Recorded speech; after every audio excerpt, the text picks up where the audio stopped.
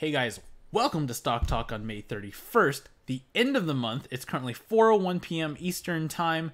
Thank you everyone for all of your comments. Thank you for visiting this video once again. And there's a couple of things that we are looking at today, where the market's closed, why it closed there, and what are we looking for in the next few days.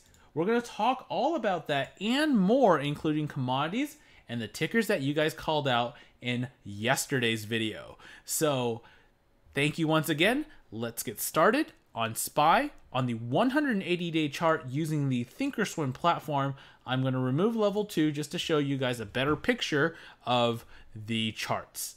Here it is. We know that SPY has been making a lower high and it's broken above and it's been holding this channel. We also realize that it's the end of the month, so we do expect some sellers to occur before the start of the next month. But what was interesting about today was that we closed right at where we boxed in. As a matter of fact, I did not change this line at all. This line has been here the entire time. The support line is at 270.89, which is almost exactly where we closed today. So let's take a look quickly at the intraday pattern. So here's what we were noticing, right? We know that there's a support around here and we're expecting some sort of bounce higher. So you guys, when it came down at the support, recall yesterday and even in previous videos, we talked about how it's better to be buying at the support and selling near the resistance. And we know that there's a support between 270 to 271 area. So look how we kind of came down. This is the area where you could buy in because we're at the support and this is an intraday low. So you might be asking, well, Kevin, how did you know that was going to be low? How did you not know that this was the low over here, 270.50? So that's a very good question. This is something that if you guys can see back here, right? First, we have a support line around 270.87. So at that point, you should have realized that we're really close to support and we're looking to buy in. The second thing is, look, was where we broke out the previous day, and this was acting as a resistance and as a new support here, where we started gapping up intraday, right, if you're doing a day trade, so that you realize that because of those two critical pieces of information, this is a good time to buy in, and then you could have wrote it up. So right now I don't have the VWAP set up right now, but you guys can imagine how the VWAP is kind of slanting down and you know where to sell, right? And as the intraday play, you know to sell at the higher VWAP. All right. So one thing is to note, and you guys should have noticed this as well, is that once we started slanting down, so say you didn't get in at this area, right? And started coming down, just note that you shouldn't have bought in at any of these points right here because we're above the support and we could not make this high. We did not go over the pre-market high, right? So when we came down below the support, but we actually kind of captured or recaptured the support here before we trended back up. And then of course, the markets love to close where there's a little bit of uncertainty quote unquote, and we close at 270.81. So I don't find that much of a surprise. So where could you have bought in with the markets? Well, one option is to buy in right now. The closing price, 270.80, is pretty much right at the line. It's right at the support. You know where to set your stop loss should you are wrong, right? You guys hopefully know where to set your stop loss. But if you're right, look at the amount of ground to make up, right? We know that those tickers like TQQQ can continuously go higher, right? It's at 55.89. It can get to 58, 60, $65. But as long as we see a rebound at the support, and we do expect to see some sort of rebound in the near future, in my opinion. It might still come down, kind of test your attitudes towards the market. It tests your determination in the market a little bit. I think if it comes down to 269.50, the question is, have you stop lossed out, or are you still going to be long with the markets? And I feel like as long as we're keeping over these this yellow line, right, which is the 150 SMA, the red line is 200 SMA, as long as we kind of keep over this area on a 4-hour basis on the 180-day chart, What does keeping over it mean? Well, I'm talking about the body of the candle being over those lines. We should still find good buying opportunities to go long with the market. Okay, looking at the 1-year chart for SPY, we talked about this, I think, in yesterday's video as well as videos before. We have a bull flag pattern. Why is this a bull flag pattern? Because we had a couple days that went straight up, and now the flag formation, right? This is a flag formation.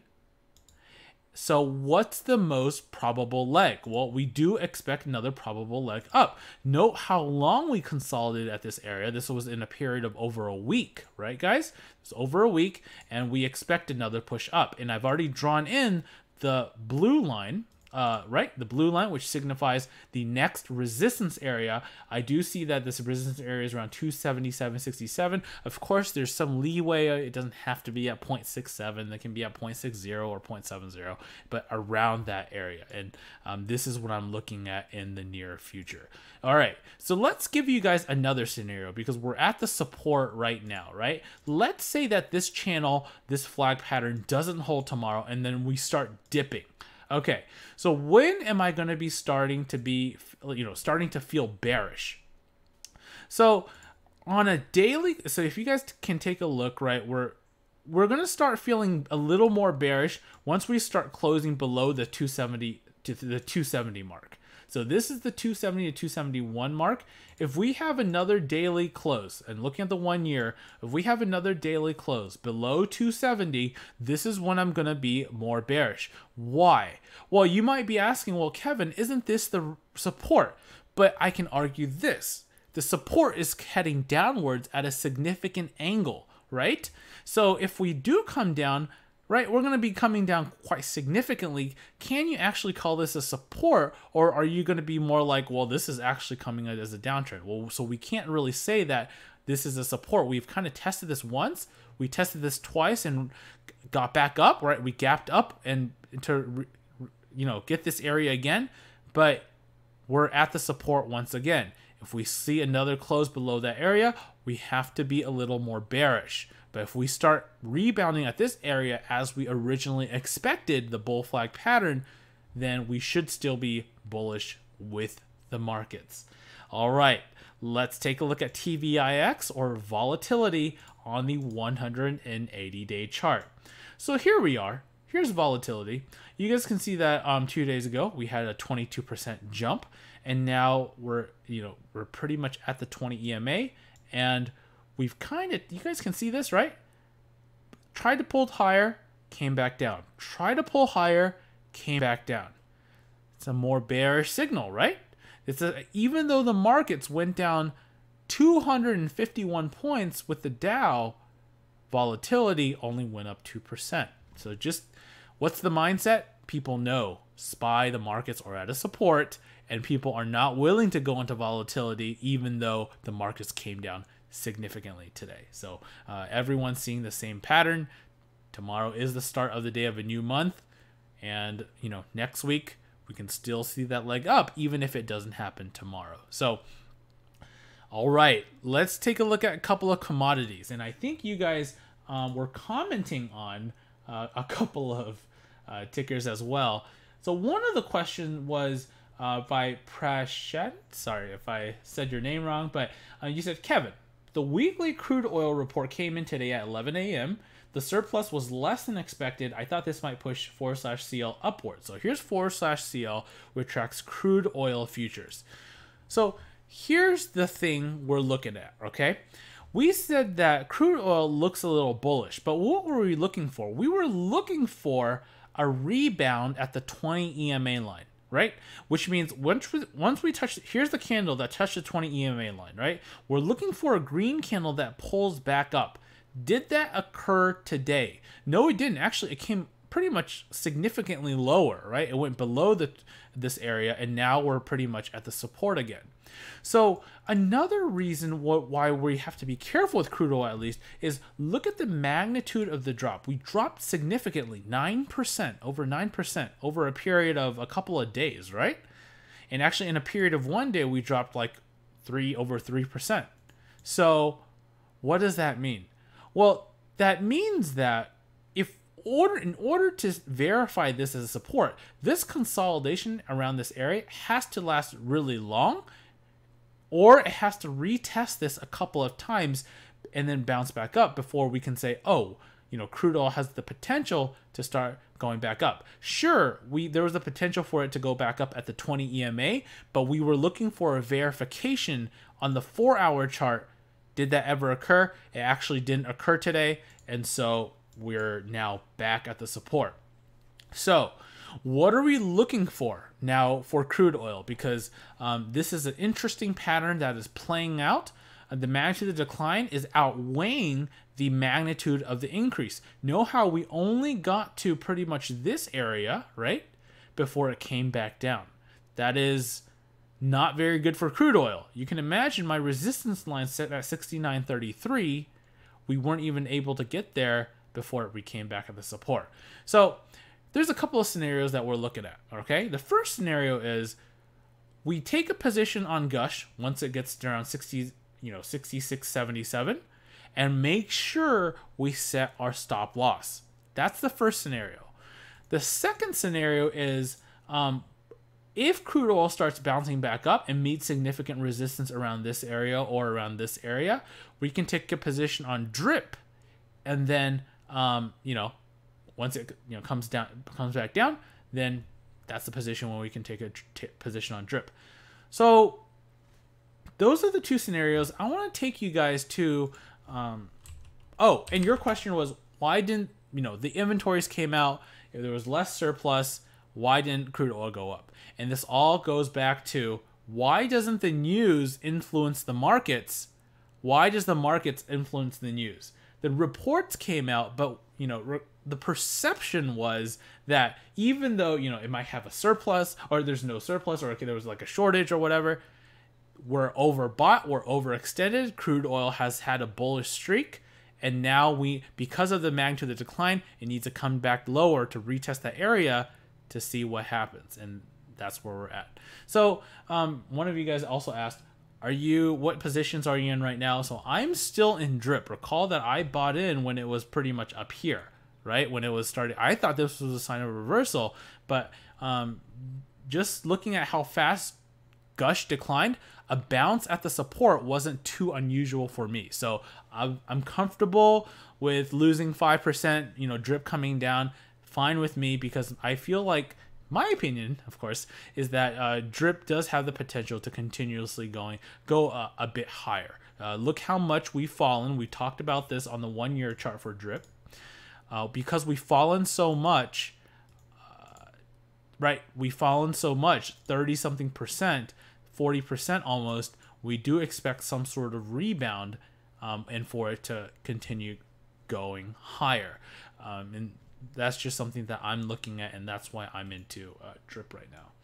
And again, this goes to your comfort level, right? You guys can imagine, you guys can be like, well, drip is still declining. It kind of got rejected, the 20 EMA, but I'm basing my trades on not only drip, but also 4/CL, right? So both of those factors combined, I in a position right now. So, all right, let's take a look at 4/NG, which tracks natural gas futures. There it is, natural gas futures. Let's take a look at the 180-day chart, because we know that natural gas has been bullish. In yesterday's video, we were talking about the potential for it to catch this support area, 2.842.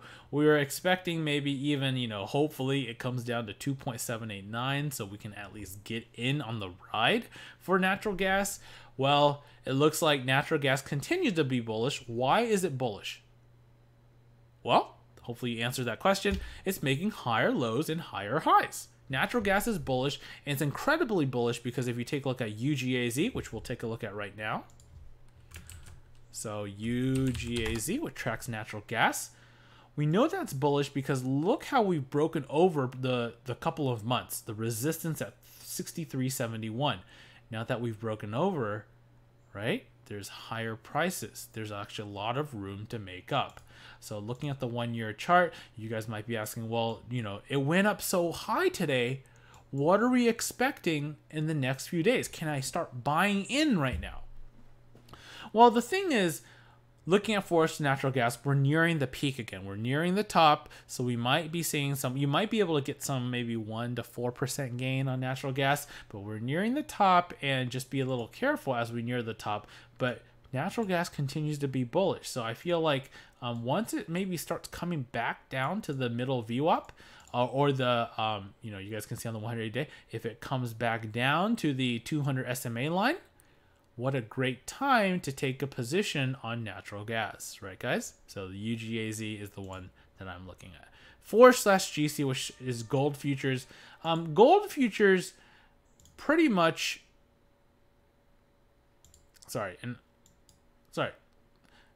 yeah, so exactly. Sorry, so for natural gas, the pattern that I was just talking about was on the 20-day chart. So I think I was talking. So I just want to be a little careful. I was looking at the 20-day chart. Once we capture the 200 SMA, this is the time where we can go in. So that's the pattern I'm looking at. Why did I use the 20-day chart? Well, look how we bounced off the 200 SMA, pretty much near the 200 SMA and bounced, and this is a good position where you can enter in. That's why I'm looking at that. Okay, 4/GC tracks gold futures.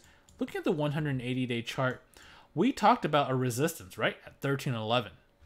Gold futures, that hasn't changed. We know that there's a support at 1286. Doesn't mean that, you know, gold is going to keep going up. Right now we're in the middle, and we also talked about how the support was pretty much in the middle, and we couldn't really identify this as a good support. They just kind of made its own support this time around. So, of course, we'll mark a horizontal line through the support, but one thing to note is we know there's a resistance here, and look at what's happening, right? We could still break over, but is this the best time to buy? So this is not the best time to buy right now. We're heading kind of angling downwards, and should it come down, we know that the next support is around 1270, so we're looking for support there. But right now we're not. I'm not taking a position on JNUG or JDST. As a matter of fact, if you really wanted to take a position, I think JDST is a good one, because you can see that gold future has been declining, but I wouldn't take a position on either one, at least not right now. All right, let's take a look at a couple of tickers you guys called out. So Trader Princess.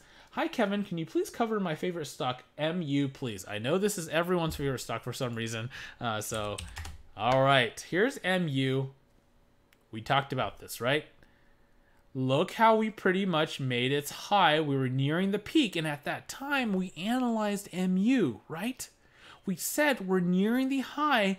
Be very cautious what happens at that area. We don't want to buy in, certainly, but we want to look to sell near the high. And now, look at the magnitude. Look how fast we declined, 8% all the way down. And there's a lot of room to cover the way back down, right?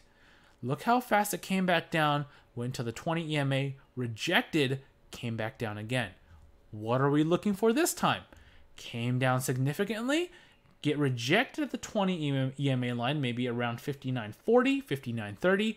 Take a short sell position, set your stop loss above the 20 EMA line. What a great time to do that, in my opinion, and then ride it the way down, right? So, so the first thing is, when you're looking at this stock and it's coming down, you expect it to come down, number one, right?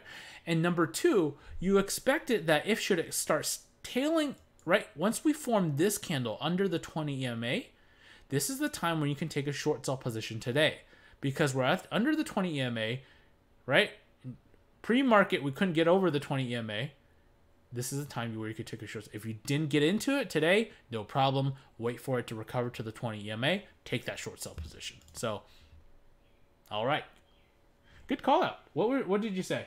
Some background on it. The company announced on May 21st, $10 billion worth of stock buyback. It's been up ever since. Made a new. Okay, you're right. Today's a massive dump, but we expected, right? We expected this drop, as you know. So again, the news doesn't really, you know, move the stock.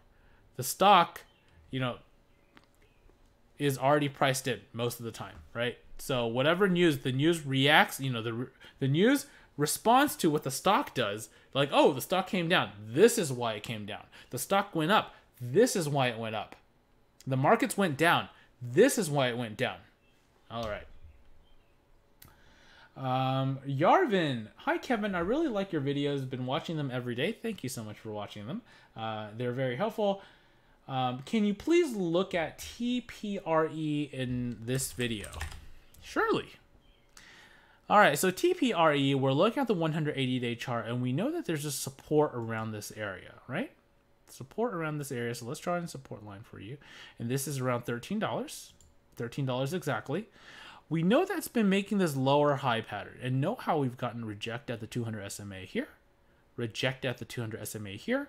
We're on a declining pattern right now, right? So taking a look at this pattern, we're being squeezed in by this descending triangle.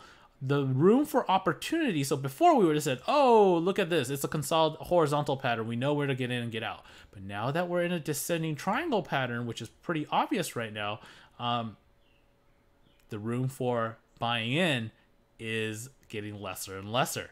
And I would not take a position, a short sell or a buying position right now because honestly, the better chance is it's going to come down, but we know there's a support and it might go up. So we're not going to take a chance on this one because the pattern is, the buying area is extremely limited. David, thank you for covering TMUS. So we covered T-Mobile yesterday. No problem. Great value bleach. You were right about CRISPR and biotech stocks. They can jump up and down in one report. And looks like you were also saying, yeah, so exactly. So I think, what was the ticker that you called out last time? Was it CRSP? I'm not too sure. So, okay, so CRSP, look how it came down yesterday. Look how fast it came down, right? And then we kind of recovered back over. So let's take a look at really quickly at the 3-year chart. What's been happening, right? Okay, so we formed this kind of indecision candle near the top. Really doesn't mean that much right now. But for CRSP, we talked about how it's been making this huge high, and we don't really want to buy near the high, even though we kind of recovered. Note that, right? We closed. What exactly happened today? Went down 6% today. Right, so even though it came down, right, we did recover, but we closed not on this previous high. It shows this volatility is not something I would want to go in, especially on a long position. No, this is a therapeutics company, right? So, Samuel, can you analyze AMD? The stock is very bullish. Even days like Italy turmoil or Trump tariff didn't bring it down that much. Should I expect a pullback at all? Where do I have my cursor? So, Samuel, by the way, thank you for your thanks for calling out the ticker. I see you here every day, so yeah, welcome back. So, do you see the my mouse right here? Right, it's at pretty much 1385. Look at the number of days we have been on a continuous uptrend. What is this percentage? Wait, is this even right? 44. Okay, wow. Okay, 45, 47%. So AMD is not one that I've been continuously tracking. I've been tracking Nvidia because Nvidia has been pretty bullish, but pretty much at the resistance. So what's the question now? Depending on how much you have invested in AMD, I would start releasing some of your shares now. Maybe a certain percentage of your position, and then once we're at the 20 EMA, if we start kind of bouncing, because we're still on the uptrend, right? We have to respect that.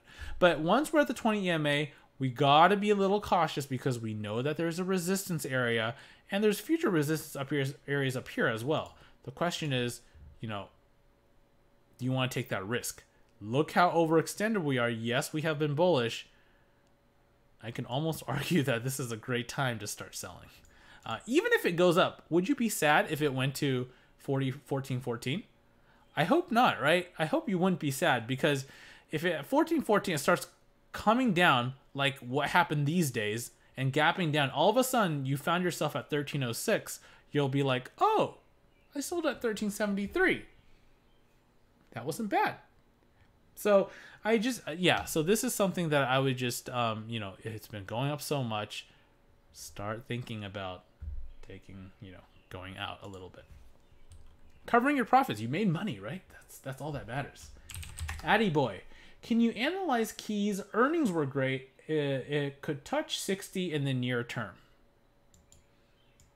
Earnings were definitely great. Look how much it kept up. Okay, so let's look at the 180-day chart. Okay, so ask yourself, where would you take that position? Right now? Okay, so here we go. Here's my analysis for this one. You realize this is a bull flag pattern. Similar to what we saw in SPY, right? Okay. What do we expect? Maybe? Something like that? Right? So that's something I would look towards to. Is just right now, because of how fast how fast we went up because of earnings, we do expect a little bit of sell-on news to occur. And now that we're so overextended, I agree that this is a higher trending stock. We can buy in near the 200 SMA. Note that this has been acting pretty much at a support every time. So you might be like, well, doesn't that take a long time? Yeah, it might take a long time to come back down. It might take maybe, 1, 2, 3 weeks to come down, maybe back down here, or even longer, but it'll be worth it in the long term. Once it comes down, you'll find yourself a much better or comfortable position to go into the stock because you know the bull flag pattern, you're at a good position. Right now, think if you got in, how comfortable will you be? I hope it will go up, but then it might come down. But here you're like, oh, there's a good chance to go up. If it comes down a little, I won't be too scared because, we've gone down a little bit before. So no problem. And then it goes back up. Right? So that's the kind of mentality that we want. All right, so that's it for today's video. Remember, there is still a course in development. I know I haven't released that much information on the course, but the course will pretty much go into, all the technical analysis that we've been looking at, the various patterns, where to buy, where to sell, where to set your stop loss, the percentage gain that we aim for, all that and much more. A lot of it was like the psychological piece. You can imagine why did SPY close at this area 270, 80ish or 270, 90? Well, it's pretty much at the resistance or the support area, right? There's not much magic to it. It's pretty much just based off of technical analysis. So yeah, look for the course. The course is still under development. I'm just trying to make it as refined as best as possible. If you like this video. If you didn't like it, I hope you like it in the future. And yeah, subscribe to this channel. Find these videos helpful. Go ahead and hit the subscribe button, the red button down below.